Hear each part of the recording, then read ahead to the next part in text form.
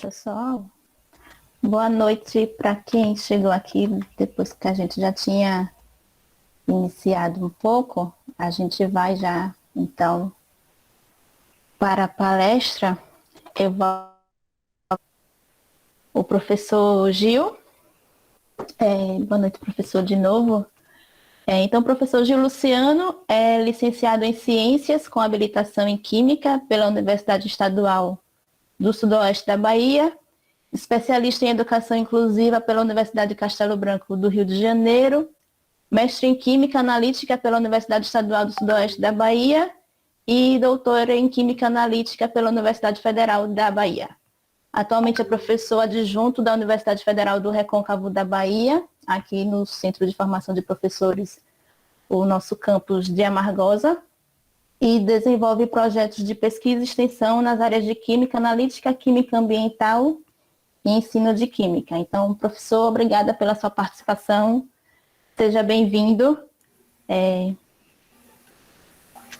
Boa noite, professor. A palavra. Boa noite a todos, boa noite a todas. Em primeiro lugar, eu queria agradecer, já antecipadamente já o convite que foi feito pelo professor Jorge. Vocês estão me ouvindo direitinho? Sim. Ok. Agradecer ao professor Jorge, que é o coordenador geral do evento. Ele me ligou, me fez o convite, estou muito lisonjeado pelo convite. É um prazer muito grande participar do evento. A Suelen, que eu acho que eu não conheço ainda pessoalmente, né, Suelen? Acho que eu não te conheço pessoalmente.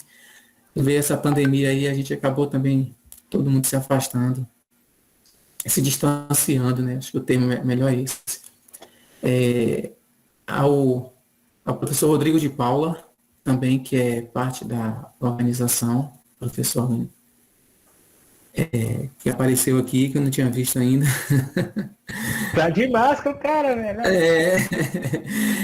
Agradecer também a comissão organizadora, toda, né, todos os membros da comissão, pelo excelente evento que está sendo conduzido aí.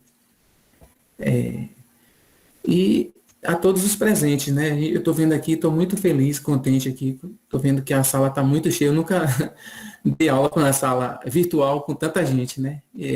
No caso, a aula hoje é uma palestra, mas assim, nunca vi tanta gente. E é muito bom, eu estava aqui pensando aqui, é muito bom quando a gente vê os alunos, né? Os meninos estavam com as câmeras abertas aí, fico muito feliz em ver, porque isso é um processo que a gente vem lutando, assim, às vezes nas nossas aulas, para os meninos, não que a gente exige, né? Mas que os meninos apareçam, porque eu acho que esse sentimento, essa questão da pandemia, esse sentimento de distanciamento que a gente está passando, deixa a gente um pouco fragilizado. Então, todo contato que a gente possa fazer, mesmo que virtual, é importante. Então, eu fico muito feliz em ver, né, em ver os meninos, ver Jean, ver Andrei e todos que estão aqui presentes, né? A janela está tudo pequenininha. Então, é muito bom a gente tá vendo vocês e tendo esse contato, mesmo que virtual. Também tem um pessoal do PIBID aqui, queria agradecer a presença deles, que já que vieram, né? O pessoal, tanto os alunos como supervisores, eu já vi que Jairo está aqui. Aos professores também, nossos colegas, eu vi aqui Amerson, Eliezer. Isso é importante para a gente está num... eu falo sempre, a gente tem que estar se ajudando dentro do centro, a gente tem que estar participando dos nossos eventos. Eu acho que isso só faz com que a nossa universidade cresça, o nosso curso cresça, né? Então, é importante. Aí, Érica. Então, e também eu percebi que tinha alguns ex-alunos aqui. Se eu não me engano, eu vi a Alica, a Mara Danila, né? Tem alguns alunos aqui que que são egressos do curso de Química e que é importante estar participando desse evento. Ontem teve uma mesa com ex-alunos. Infelizmente eu não pude participar, eu estava em outra reunião no momento, mas eu fico feliz em ver Laisa, ver o INE, ver todo, Karine, Nájila, todo mundo participando. E e podendo contar suas histórias no evento, né? Então, quando eu observei o tema do evento, que está relacionado com esse momento que a gente está vivendo da pandemia, e aí o professor Jorge me pediu para eu elaborar um tema, né, dentro dessa área de pesquisa e voltado para essa situação que a gente está vivendo agora, a questão da Covid, né, dessa pandemia que a gente está vivendo. Eu posso apresentar aqui, professor? Vou colocar aqui. Deixa eu Pode, professor. Fique à vontade. Fazer uma coisa aqui antes. Eu vou dividir essa tela aqui.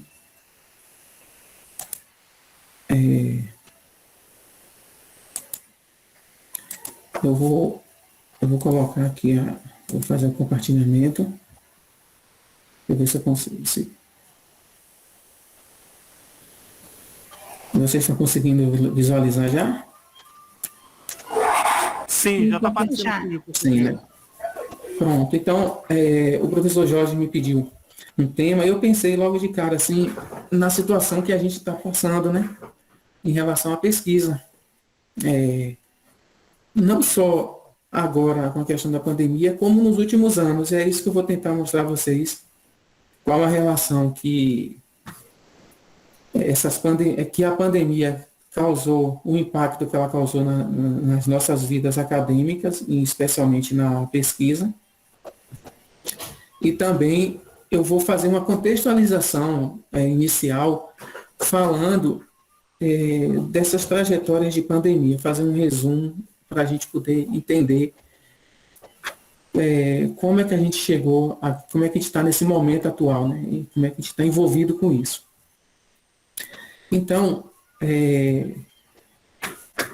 essa questão da pandemia, ela não é uma coisa nova, tá entendendo? As pandemias que já assolaram a Terra, o planeta, elas são muito mais comuns do que o que a gente imagina. A gente já teve várias épocas, em várias épocas da humanidade a gente teve pandemias. Porque para alguns a impressão que dá é que a gente está vivendo um momento inédito, mas não é.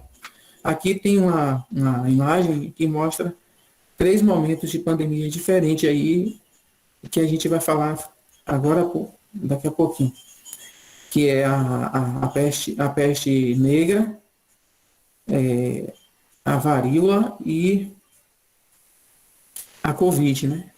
Desculpa, a gripe espanhola e a Covid. Mas, assim, o que seria uma pandemia, né? A gente está acostumado a ouvir palavras como endemia, epidemia, mas o que é a pandemia em si, né? Então, a Organização Mundial da Saúde, ela classifica, define pandemia como um termo usado para uma determinada doença que rapidamente se espalha por diversas partes e diversas regiões, aí entre os continentes, né, entre os países, através de uma contaminação sustentada. Nesse quesito, a gravidade da doença não é determinada, não é determinante, e sim o seu poder de contágio e sua proliferação geográfica.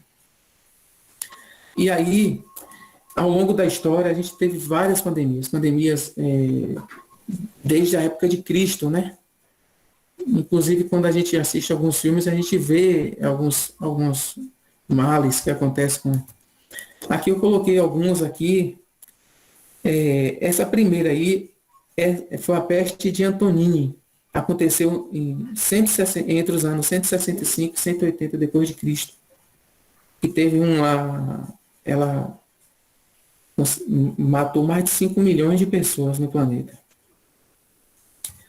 Depois aqui, outra pandemia que aconteceu no século XIV, que foi a peste negra, que é causada por uma bactéria, né? Inclusive, ela é transmitida por ratos e pulgas. E foi causadora de mais de 200 milhões de mortes no mundo. Uma das piores que existiu até hoje. E aí a gente teve outras, também com quantidades menores, mas também significativas, né? Essa peste negra ela teve várias derivações durante o tempo. E também, aí, ela também é conhecida também como peste bubônica, né? Uma das variações dela, que é transmitida por essa bactéria, a Yersinia pestis. Essa aí foi que eu coloquei ali atrás, de 1347 a 1351, que causou 200 milhões de habitantes, de mortes.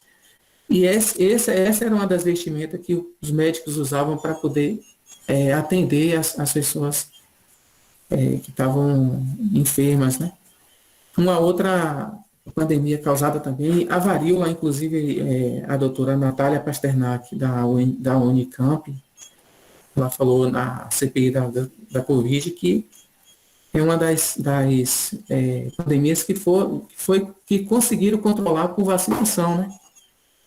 Então, ela é causada por esse vírus, a varíola major e a varíola minor. E ela causou, ao longo do século XX, entre 300 e 500 milhões de mortes. Então, foi uma das piores que existiu. E as pessoas têm esse aspecto no rosto aí. Aparecem essas bolhas, é terrível.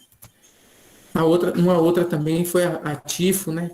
Também causada por uma bactéria, a Rickettsia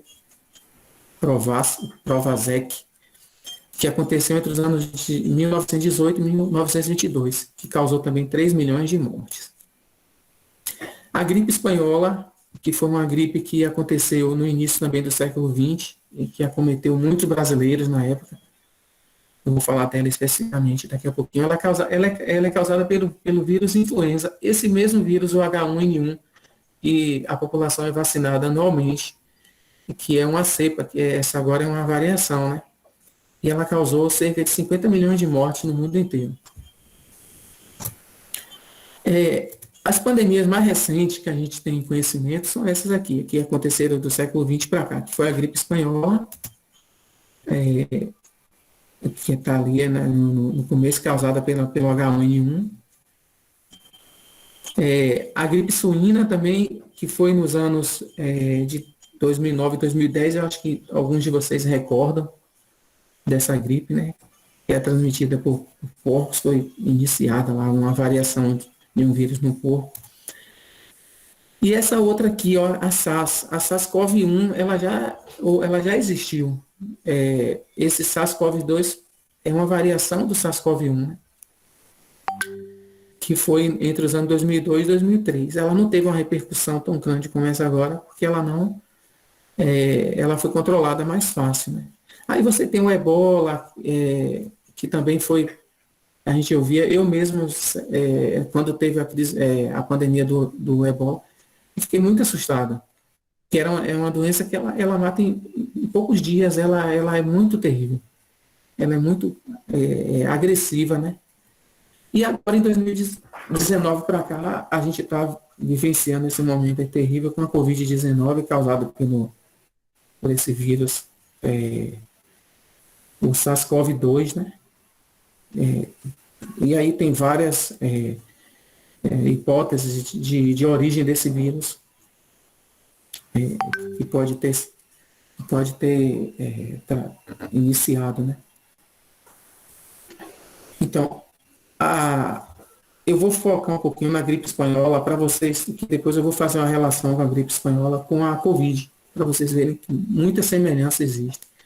A gripe espanhola, ela aconteceu no início, como eu coloquei agora, no início do século XX, especificamente no ano de 1918. Entre os anos de 1914 e 1918, houve a Primeira Guerra Mundial, a Grande Guerra, né? Que na época nem era chamada de Primeira Guerra, era a Grande Guerra, porque não tinha acontecido a Segunda Guerra, lógico, né? Então eles chamavam de a Grande Guerra. Foi uma guerra que dividiu o planeta, né? Tinha os aliados, tinha os países do bloco central lá da Europa.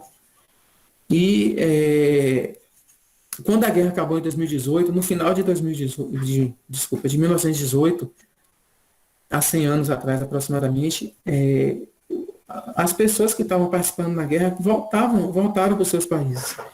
E essa disseminação das pessoas pelo mundo acabou trazendo espalhando esse vírus, né? E esse vírus chegou ao Brasil em 1918.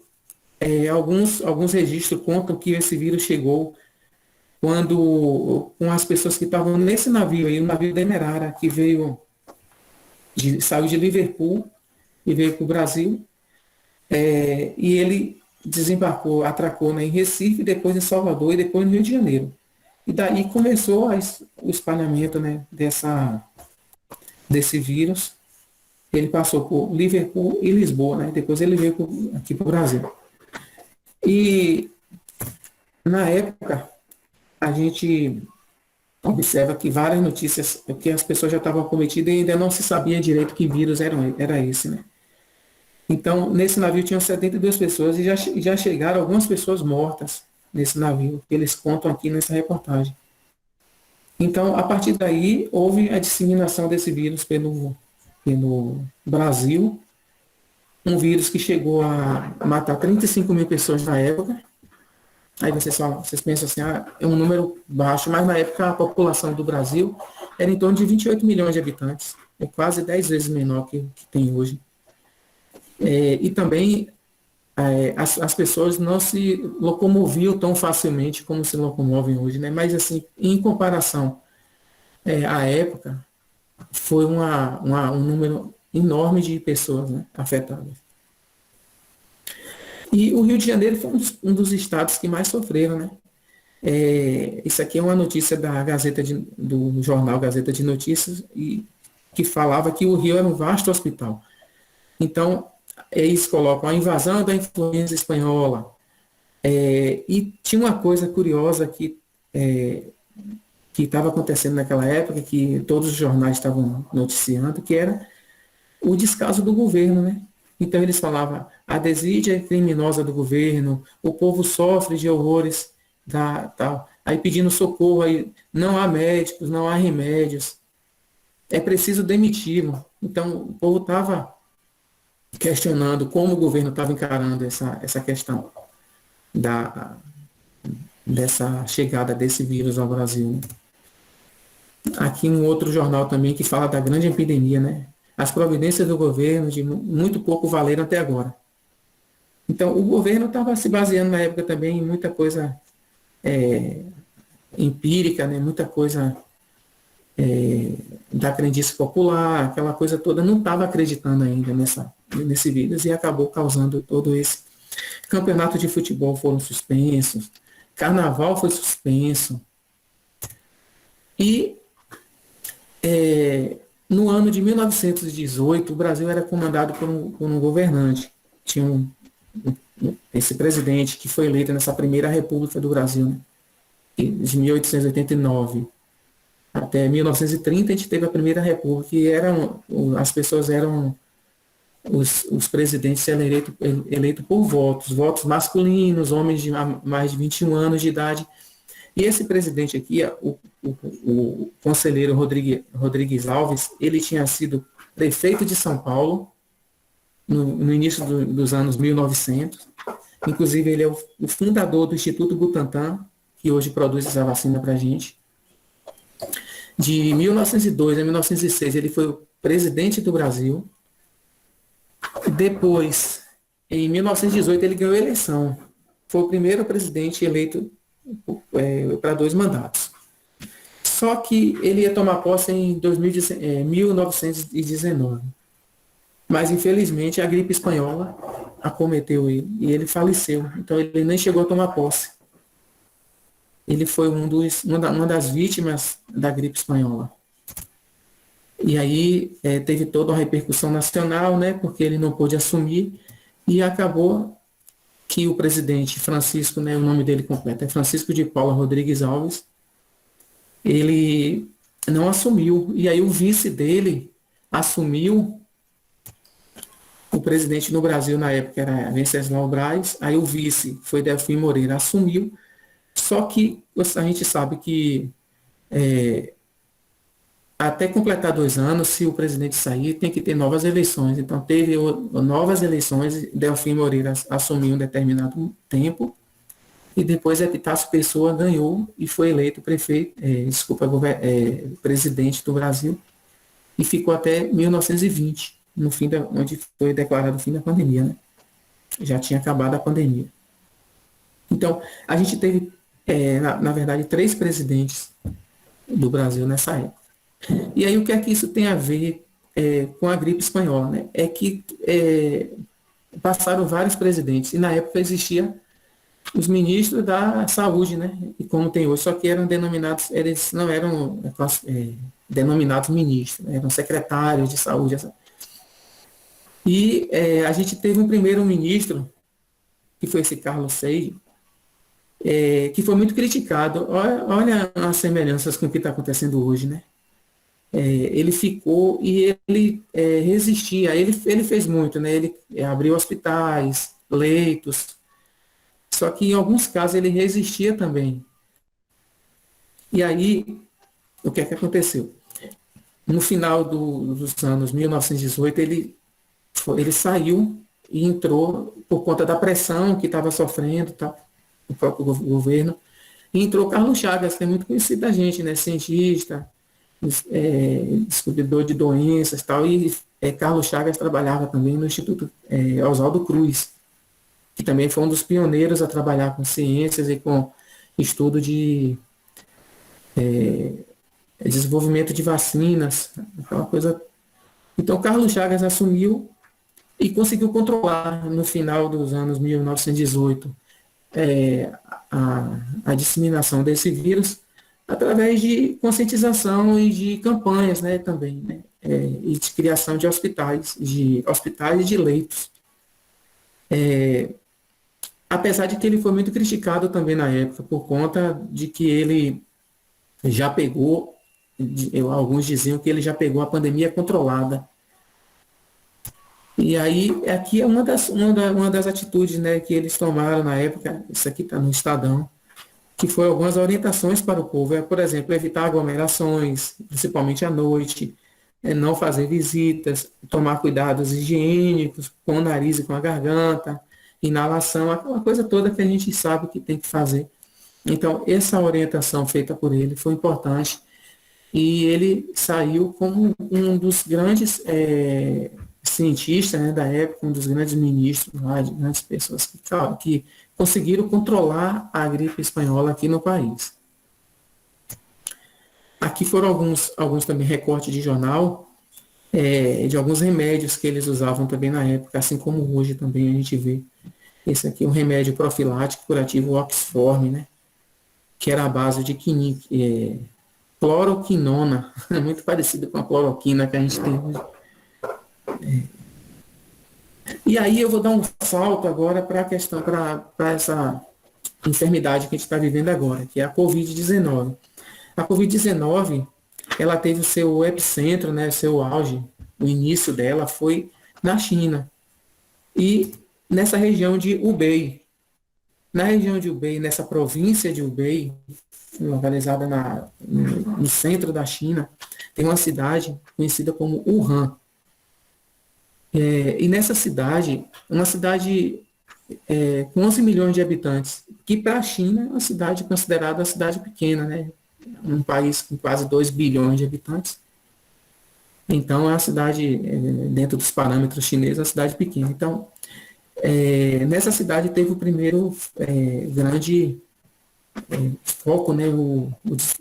As pessoas começaram a ter os primeiros sintomas aqui nessa cidade.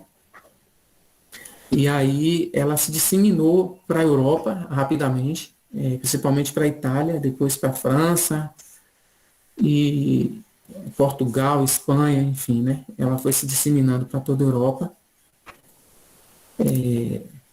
E a Covid, ela é um vírus, como eu falei agora há pouco, é um SARS, né? SARS-CoV.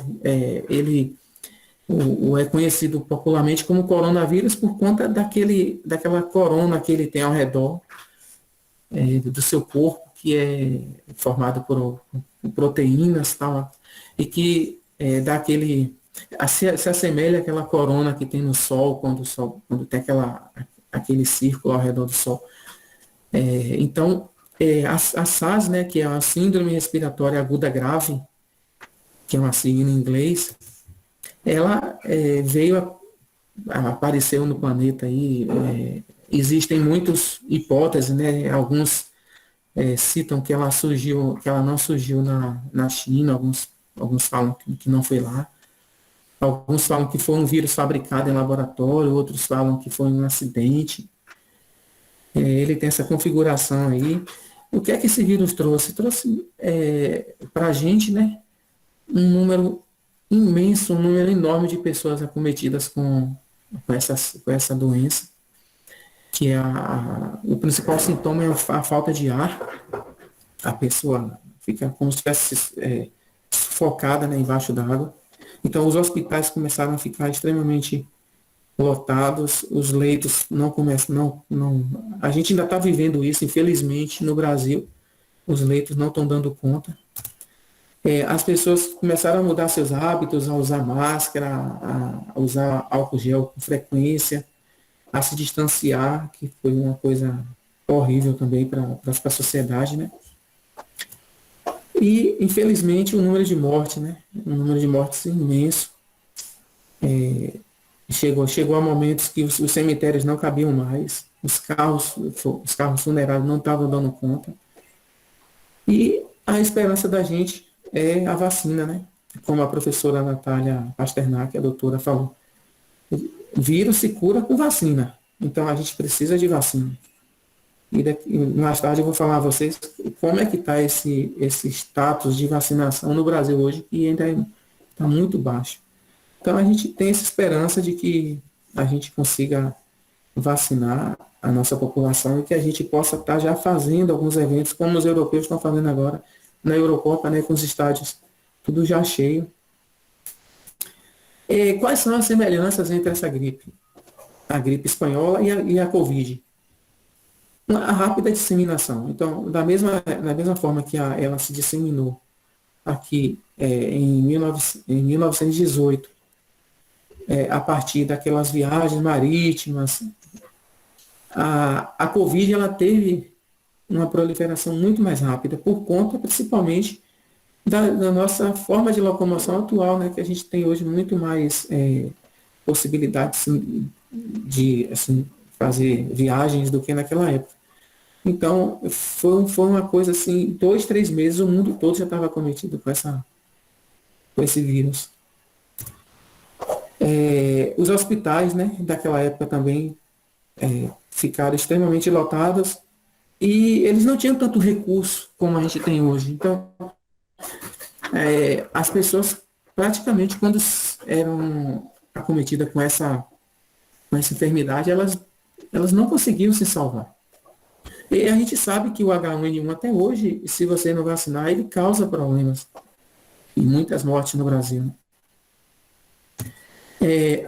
Busca desenfreada por remédios e proteção. Isso aconteceu em 1918 e aconteceu também agora, 100 anos depois.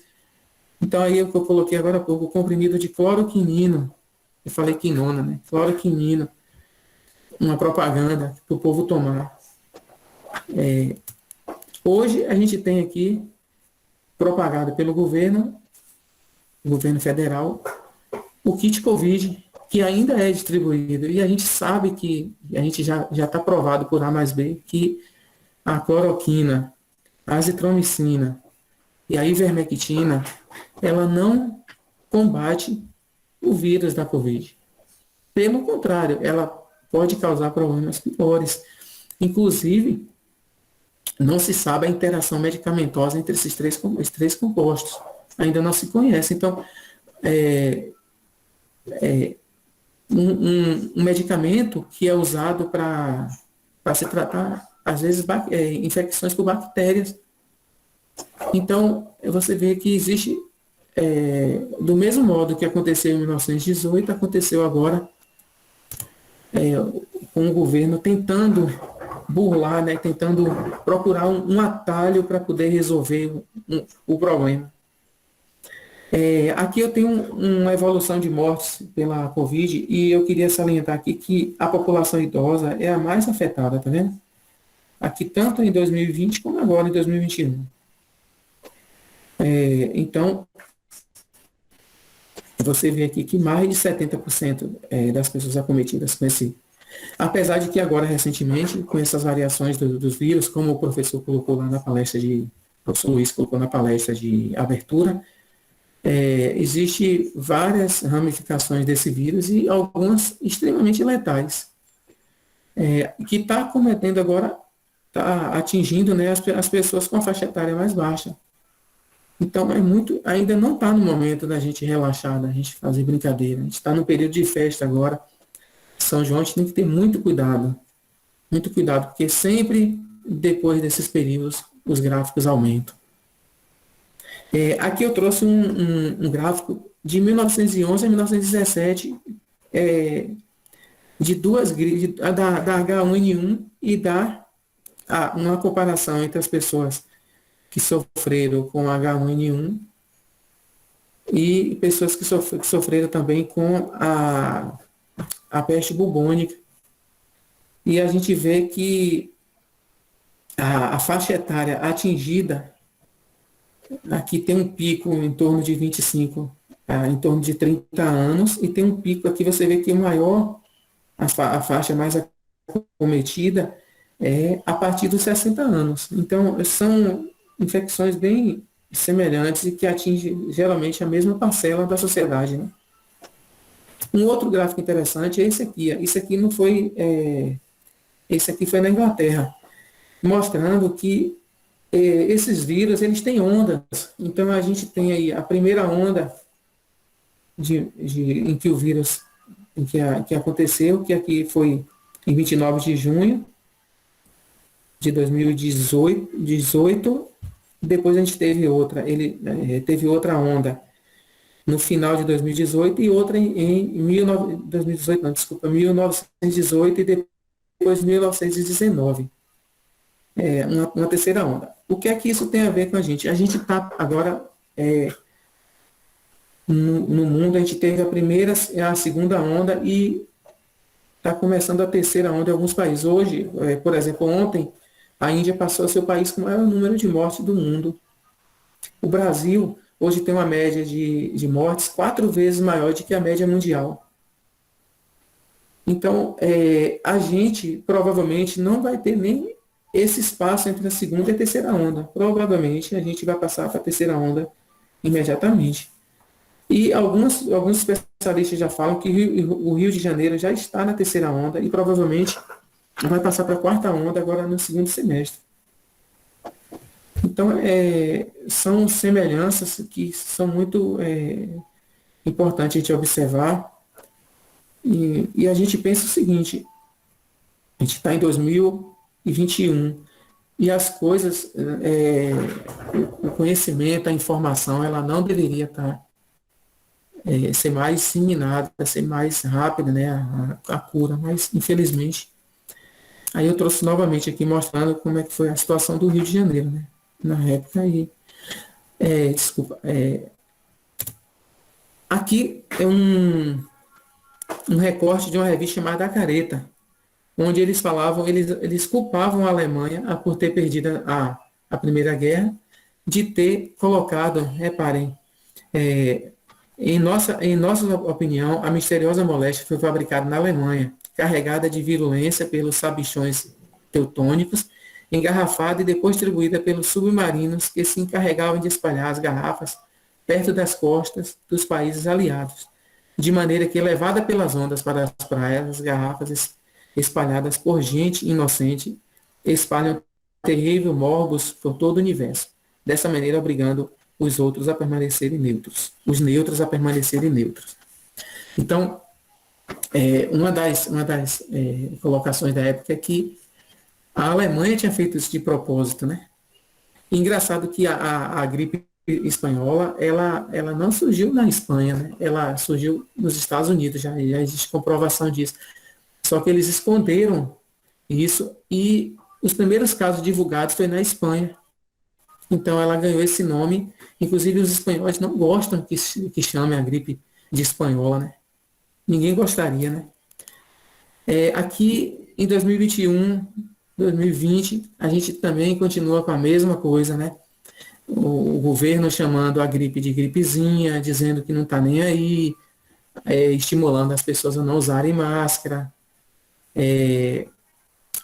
incentivando a anticiência, enfim, então essa descrença, essa desvalorização, ela permaneceu por esses 100 anos, né? A gente está vendo aí o descaso com a ciência,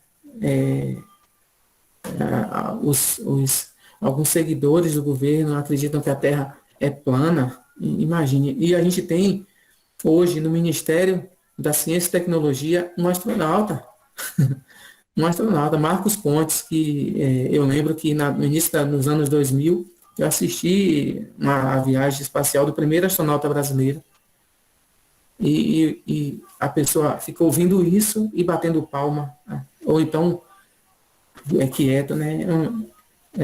Assim, é impressionante como é que em que nível a gente está atualmente.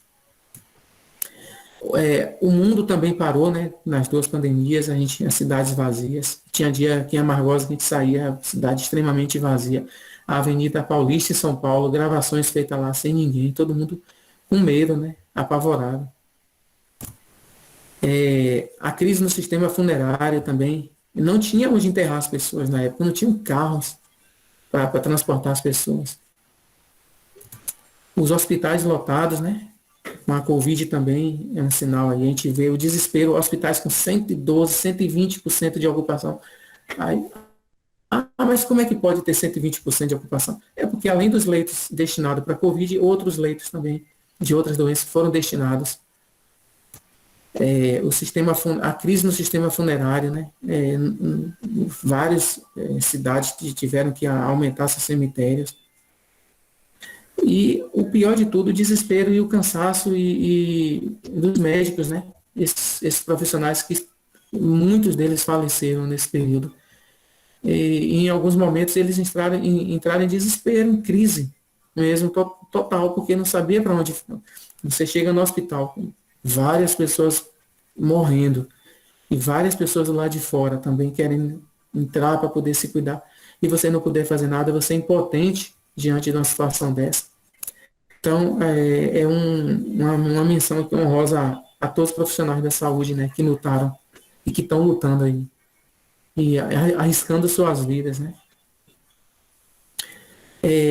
E aqui, para a gente finalizar essa parte, a questão do racismo, né, e a xenofobia. Isso aqui é um card da época de um jornal que fala uma mulher chegando e a pessoa falando sobre a espanhola, porque aí se fosse espanhola não teria vaga, né? Mais uma chegando. Eu não sei se vocês já viram esse livro, Sopa de Wuhan, foi lançado por 15 autores. E esse livro, eu não sei se o tom de brincadeira mas eles falam da questão da origem da Covid a partir de uma sopa de morcego, né? Que foi disseminada lá na China e que se espalhou. A partir daí teve essa mutação do vírus e tal. E tem vários artigos interessantes. Inclusive esse livro está disponível no Google, vocês digitam lá, Sopa de Wuhan, ele está em PDF, disponível para leitura. Agora, ele está em espanhol, ele não está ainda traduzido para o português, não. Mas é muito bom o livro. E aqui um card também, um recorte do que o nosso ex-ministro, né, Abraham Weintraub, fez. Uma coisa extremamente que causou problemas internacionais, inclusive eu acho que algumas retaliações da China que aconteceram foi por causa desse tratamento que o governo brasileiro deu.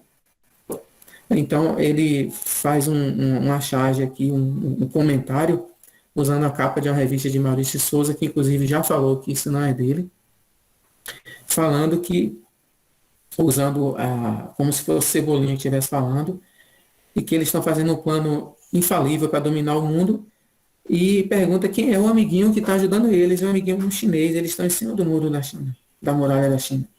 Então foi uma coisa de muito mau gosto, que trouxe muito problema para o país. Hoje a gente está aí sofrendo, talvez por conta disso, né? Por conta dessas falas. E na França, ela era chamada a gripe, né? A gripe espanhola, por exemplo, ela era chamada na França de peste senhora espanhola. Na Espanha, chamada de febre russa. Na Rússia, de febre siberiana. E na Sibéria, de febre chinesa. Então, cada um denominava de um jeito, mas a gente conhece hoje basicamente por gripe espanhola, né? O nome pegou mesmo. Mas, enfim, cada um chamava de um jeito e ninguém gostava, né? E ninguém gosta de que seja atribuído esse título. E as notícias falsas, eu lembro da palestra de abertura do professor Luiz, que ele está falando sobre isso, da questão, né? O quanto isso é ruim, da questão do vírus criado em laboratório, que uma TV italiana colocou dizendo que o vírus foi criado que está ligado à criação, esse laboratório está ligado ao Partido Comunista da China, e que esse vírus foi criado em 2015, uma coisa proposital. Isso é fake, isso é mentira. Uma coisa também que acontecia no início dos anos 1900, as crianças tinham que fazer gargarejo, crianças e adultos, para poder limpar a garganta, né? Gargarejo com água e limão, água e vinagre, água e sal. E eu não sei se vocês já leram, já ouviram alguns artigos, que em 1920 voltou a ter carnaval no Brasil, né? Dizem que foi um dos melhores carnavais que teve na história, porque o povo estava já sem ter carnaval. Assim como a gente deseja, né, que volte a ter essas festas futuramente, que a gente possa sair dessa crise. E um carro alegórico, aqui está em 1919, veio trazendo essa xícara, falando chá, escrito chá da meia-noite, que fazia uma alusão ao hospital, né, a Casa de Misericórdia, Santa Misericórdia, a Santa Casa de Misericórdia, que eles davam um chá na madrugada para que as pessoas morressem lá no hospital e fossem desocupando. Então era o chá da meia-noite. A pessoa estava lá com Covid, ele ia lá e dava esse chá. Mas a gente sabe que isso nunca aconteceu. O hospital, pelo contrário, né? A Santa Casa de Misericórdia atendia muitas pessoas de classe social baixa e fez muitas contribuições para que não tivesse tantas mortes a mais, né? Então, isso foi feito por um partido contrário ao governo, né? Faz uma crítica, né? Também. E aí, quais foram os impactos que essas pandemias trouxeram para a gente, né? A gente teve várias, a gente está vendo a saúde, impacto na educação, o próprio modo desse evento aqui já fala tudo, né? Na economia, com várias perdas, né? A gente teve várias empresas fechadas, crises mundiais aí. Muita gente não estava prevenida para esse período.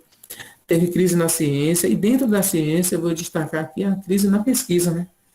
A gente está vendo aí a situação que a gente está, e não é da agora também. Isso já vem há algum tempo, agora se agravou, né? Então, dentro da pesquisa, a gente teve um impacto enorme. Eu vou falar um pouquinho dessa relação que a gente teve aí agora por conta disso. Então, em 2021, a gente começou a ouvir, já há algum tempo a gente está vendo falar em cortes, mas em 2021, também por conta da pandemia, a gente está vendo uma reportagem do jornal da USP falando que o orçamento de 2021 previsto vai condenar a ciência ao estado vegetativo. O ministro da Ciência e Tecnologia se queixa de corte de verbas. O Marcos Pontes, né? O NB diz não ter verba para investir em pesquisa e inovação após corte de recursos. A gente foi vendo isso reverberar pelo país todo, corte no investimento em ciência, que prejudica a resposta à Covid no Brasil. Então, a própria pesquisa relacionada à Covid foi assim, prejudicada. A gente poderia estar num patamar muito mais avançado. CNPq só consegue pagar 13% das bolsas, isso aí atingiu diretamente os alunos da gente, com os cortes que houve nessas bolsas, né? ciência brasileira sofre com corte de verba e encara cenário dramático para a pesquisa em 2021. Então, eu vou trazer um gráfico aqui para mostrar a vocês como aconteceu a evolução desses cortes ao longo dos anos. Não sei se está dando para vocês enxergarem direito. Aí você vê que tem um pico aqui. Em 2015, os investimentos foram aumentando. Aqui você tem a CNPq, a FDCT, né? A Fundação, a CAPES. E aí você teve aí você tem aqui um acréscimo até 2015, um crescimento desse investimento. E depois você tem uma queda brusca aqui, nos investimentos em pesquisa, o orçamento que foi destinado para essas agências, né? E aí eu incluo também as agências estaduais também, né? Que por exemplo, aqui na Bahia, a FAPESB, você tem a FAPESP em São Paulo. Então, isso você já desestimula a pesquisa, né? Então, aqui, por exemplo, o Ministério da Ciência, Tecnologia e Inovação foi destinado para 2021 pelo projeto de lei orçamentária 2,8 bilhões. Isso é 34% a menos do que em 2020. 49% depende de créditos suplementares. O CNPq teve um corte de 1,2 bilhão, 8% a menos do que 2020. Então, repare. O CNPq, desculpa, acho que eu repeti aqui. CNPq e a CAPES. E aqui, por último, a CAPES. 3 bilhões de corte. 1% a menos que 2020. Aí, você tem aqui, o que é que aconteceu? Nos últimos 11 anos, o orçamento do MEC para as universidades federais caíram 37%. Então, isso impactou diretamente na nossa universidade aqui. A UFRB, ela está aí hoje numa situação... a gente tem o orçamento discriminário, né, que ele tem a despesa de investimento que você tem, e você tem também a despesa de consumo, né, que é energia, água, e todas essas verbas, elas passaram a diminuir nos últimos anos aí.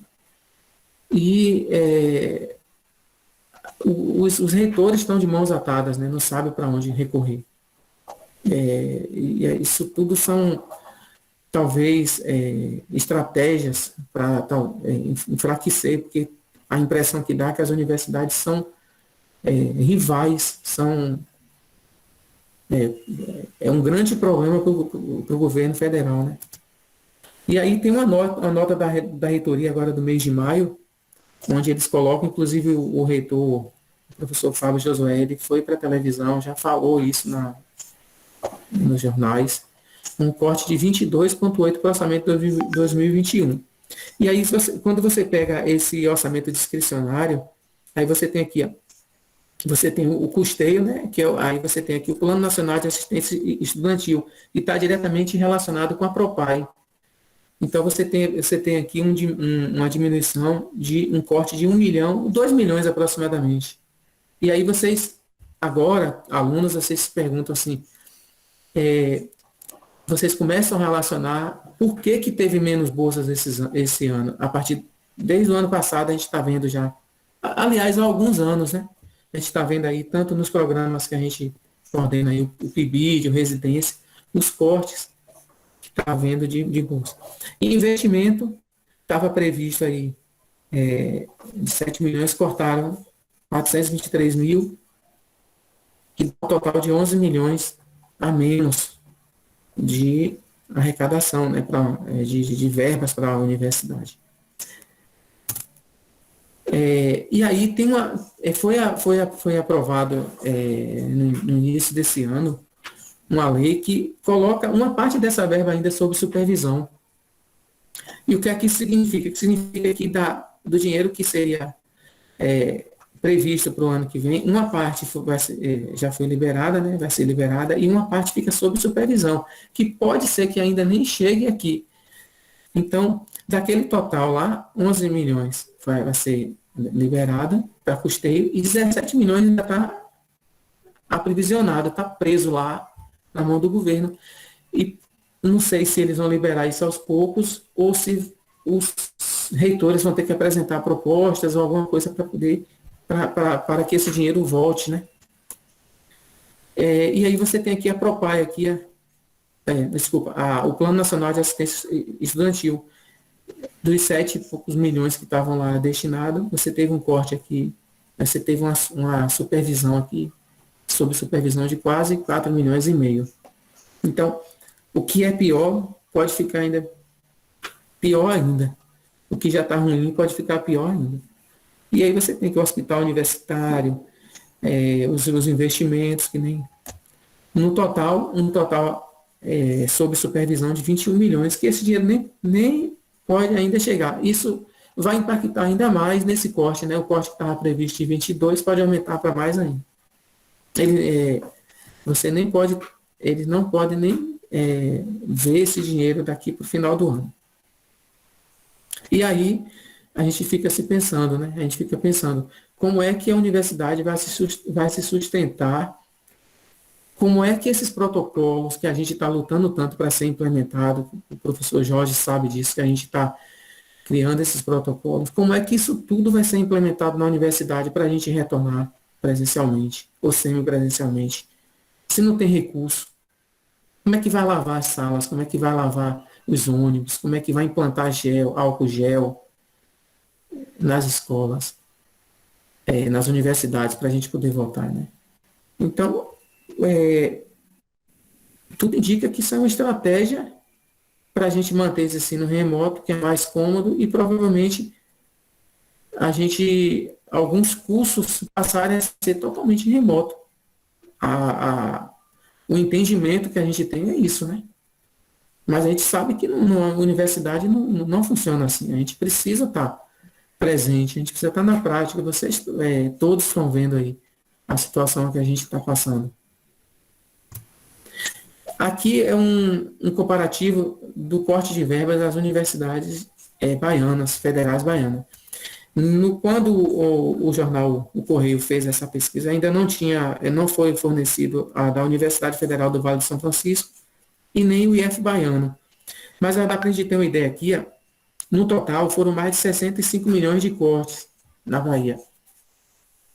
Metade desse corte na UFBA. Então, a UFBA está numa situação extremamente crítica. Metade do orçamento, ou mais da metade do orçamento da UFBA pode não vir esse ano. Inclusive, já houve comentários da UFBA fechar as portas, né? E está tendo campanha lá, está tendo muita luta. A UFRB também está previsto esse corte aqui, está em terceiro lugar em cortes.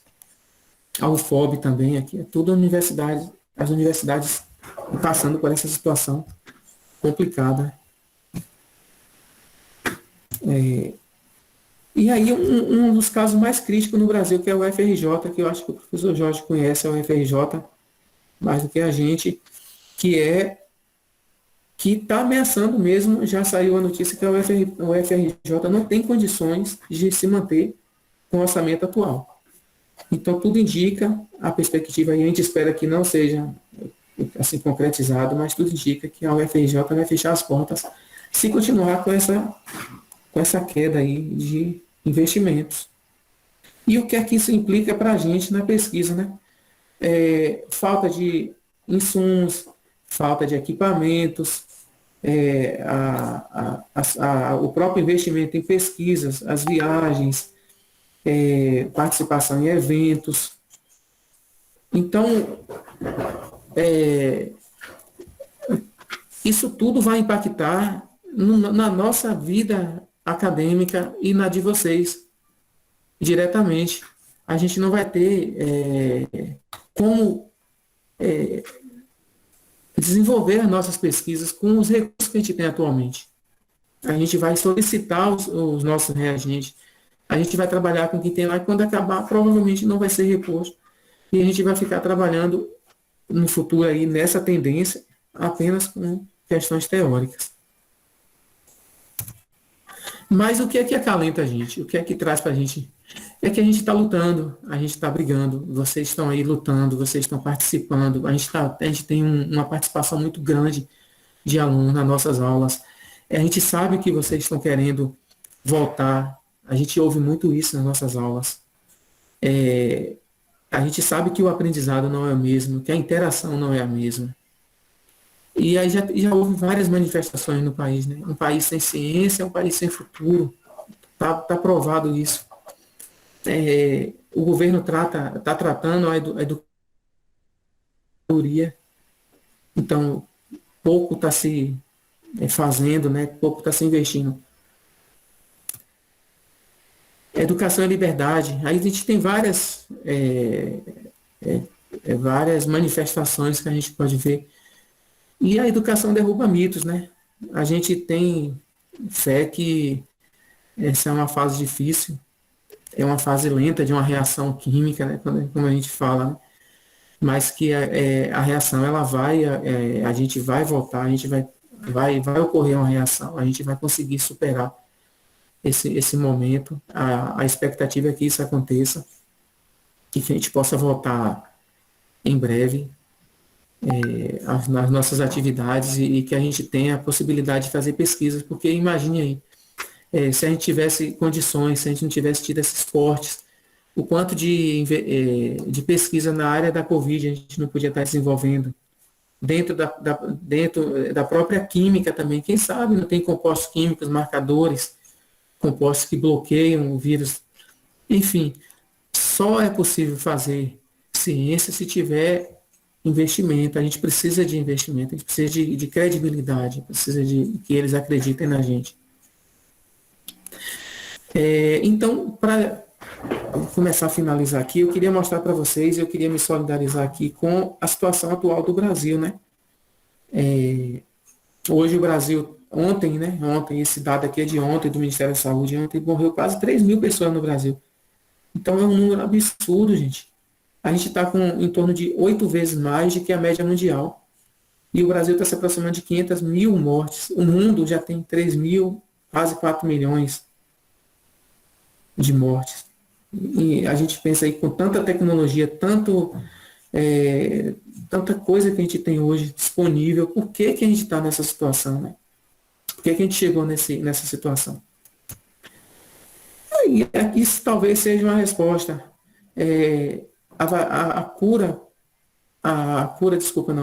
O controle dessa praga, desse mal, é a vacina. A gente tem que ter vacina. Então, quando a gente olha para o nosso panorama hoje de vacinação, a gente está no mês de junho, a gente só teve 11,3%, esse dado é o mais novo que tem, 11,3% da população vacinada, com as 2 doses, que também não garante que a pessoa vai ficar totalmente, nenhuma vacina é 100%.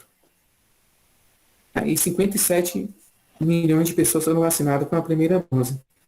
Então, nessa velocidade, talvez no final de 2021 a gente não consiga chegar ao 100% da população vacinável.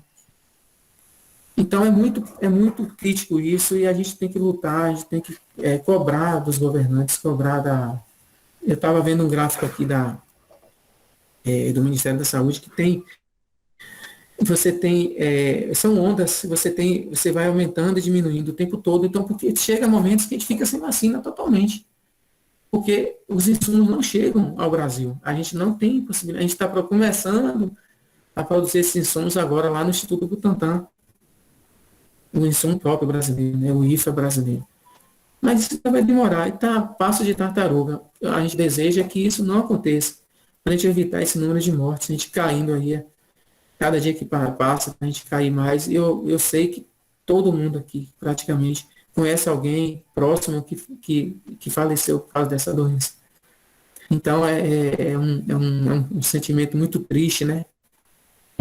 Mas que a gente tem esperança de que isso volte que a gente melhore isso agora, pelo menos em 2021.